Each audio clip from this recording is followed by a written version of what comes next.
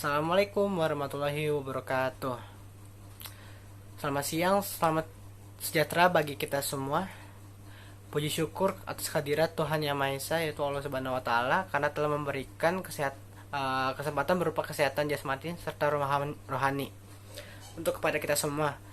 Teruntuk saya karena bisa hadir dalam video presentasi ini. Salawat serta salam kita panjatkan kepada Nabi kita Nabi Muhammad SAW dan serta sahabat-sahabatnya. Perkenalkan, nama saya adalah Glauda Balazaran dengan NPM 0009 dari kelas 1A. Di video ini saya akan mempresentasikan sebuah materi dari mata kuliah teori pembangunan sosial, yaitu dampak positif maupun negatif pembangunan terhadap sosial budaya masyarakat. Kita mulai. Pertama, pengertian dari pembangunan. Pembangunan sendiri adalah perubahan tingkat kesejahteraan secara terstruktur dan stabil di kalangan masyarakat. Pembangunan sendiri bertujuan untuk menyejahterakan atau meningkatkan kesejahteraan yang ada dalam daerah-daerah perkotaan maupun daerah terpencil seperti daerah desa maupun kabupaten. Menurut ahli yang saya kutip dari Ginanjar Kartasasmita, perubahan adalah suatu proses pembangunan adalah suatu proses perubahan ke arah yang lebih baik melalui upaya yang dilakukan secara terencana. Menurut pendapat saya sendiri adalah saya setuju suatu proses perubahan ke arah yang lebih baik. Pembangunan memang ditujukan untuk perubahan masyarakat yang ada, seperti dari masyarakatnya maupun infrastruktur, tentu saja ke arah yang lebih baik dengan upaya yang dilakukan secara terencana. Menurut saya memang pada dasarnya pembangunan dilakukan secara sistematis atau terencana, karena jika berantakan juga merupakan sebuah kegagalan dalam pembangunan sendiri.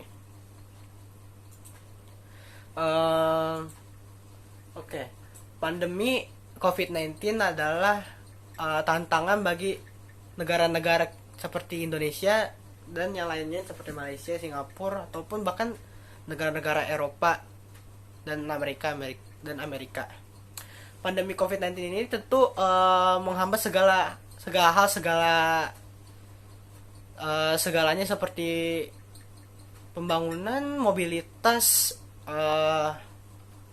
kegiatan-kegiatan masyarakat yang ada dapat dihentikan. Bahkan bukan hanya Indonesia, bahkan dari seluruh dunia pun terhenti. Bukan terhenti seperti total terhenti, maksudnya beberapa dari kita masih bisa bergerak, bekerja, melakukan apapun. Cuman dengan dampak COVID-19 ini kita tentu tidak leluasa seperti sebelum-sebelumnya.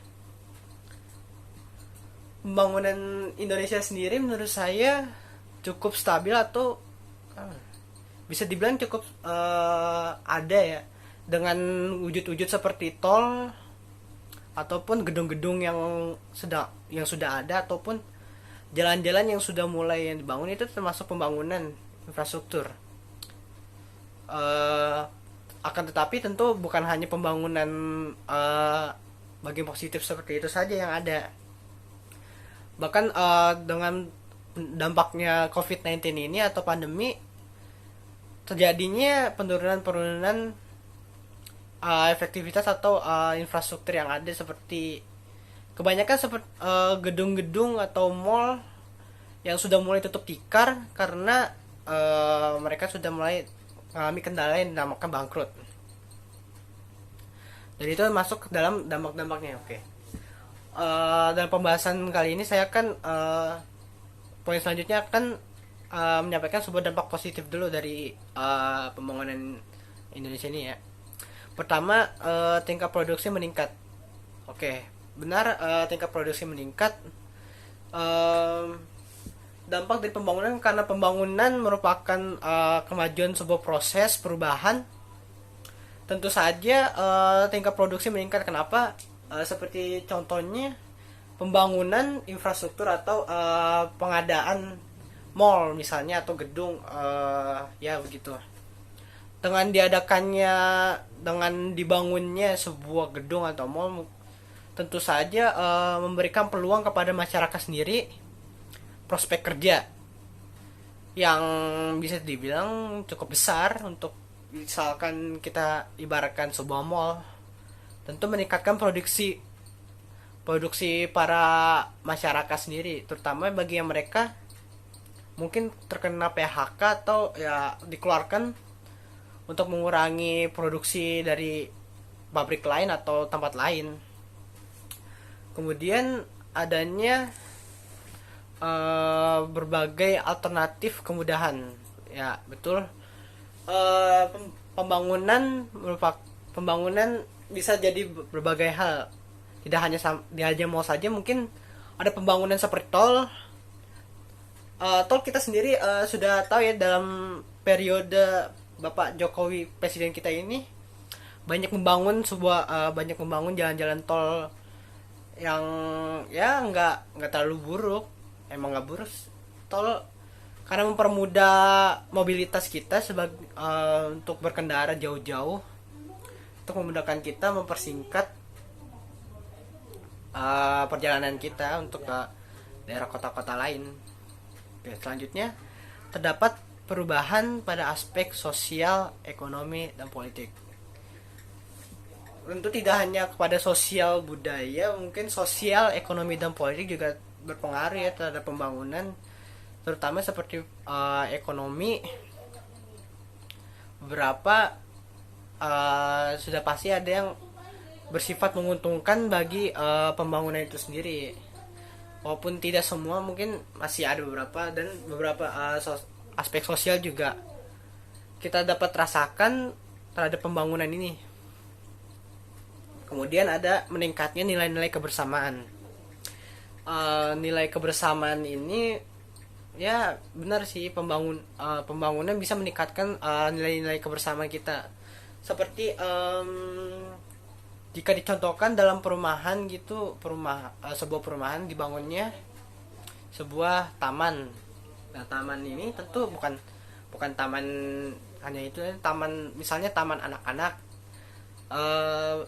Ya secara terlihat kita bisa menduga bahwa kegunaan dari pembangunan ini sangat signifikan buat ya misal anak-anak yang selama pandemi ini tidak punya kegiatan, hanya berdiam di rumah. Dengan dibangunnya taman, mereka dapat leluasa bermain gitu, bahkan dengan tetangga-tetangganya, dengan teman-teman sekaliannya, membangun sebuah nilai-nilai kebersamaan, berteman, menambah teman, dan menambah keakraban lagi. Selanjutnya adalah tingkat kesejahteraan masyarakat meningkat. Oke, bisa dibilang cukup setuju dengan tingkat kesejahteraan masyarakat meningkat. Ya, pada dasarnya setiap perubahan, setiap pembangunan pasti selalu ada tingkat kesejahteraan. Ya, selalu sudah pasti meningkat. Ada dalam kita lihat memang ada beberapa yang meningkat. Dan seterusnya. Oke, kemudian kita lanjut ke dampak negatif.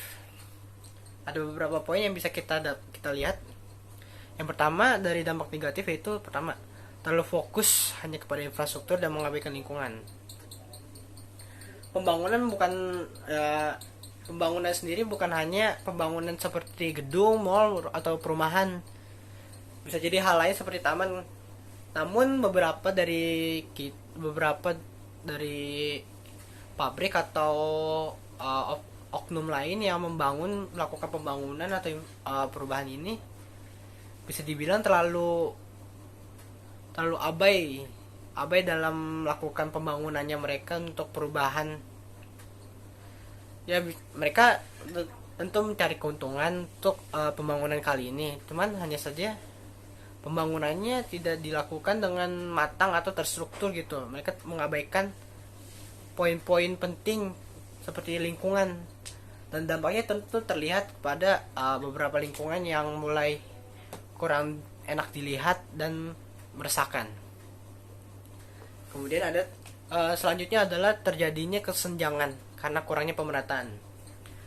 Sudah pasti pembangunan di Indonesia tidak serta-merta luas atau rata terhadap semuanya.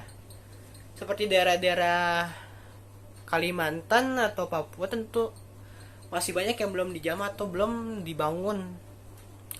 Entah karena alasannya tidak terlihat atau tidak terpikirkan atau tidak memiliki ruang, ya masih terdapat beberapanya kurang pemerataan pembangunan.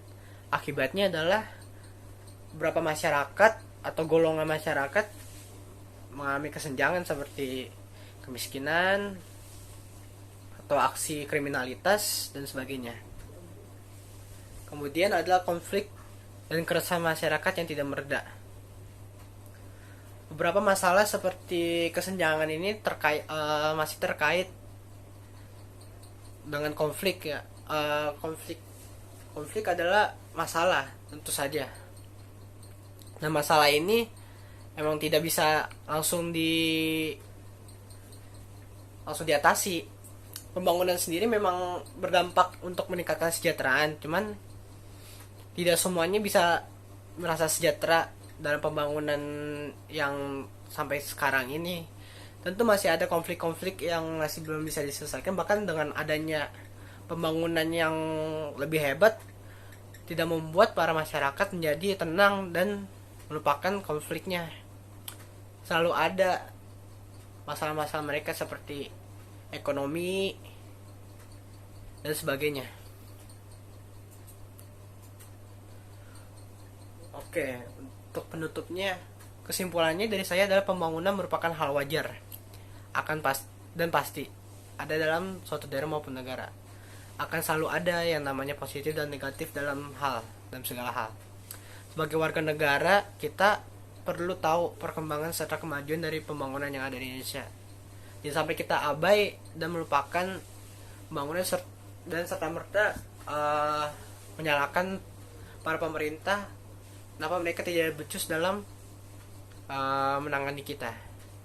Itu saja yang bisa saya sampaikan. Maaf. Oke, selanjutnya ini ada beberapa sumber referensi yang saya ambil dari beberapa jurnal untuk PPT kali ini. Sekian presentasi saya. Kalau lebihnya mohon maaf bila ada sebuah kata atau kalimat yang salah. Wassalamualaikum warahmatullahi wabarakatuh.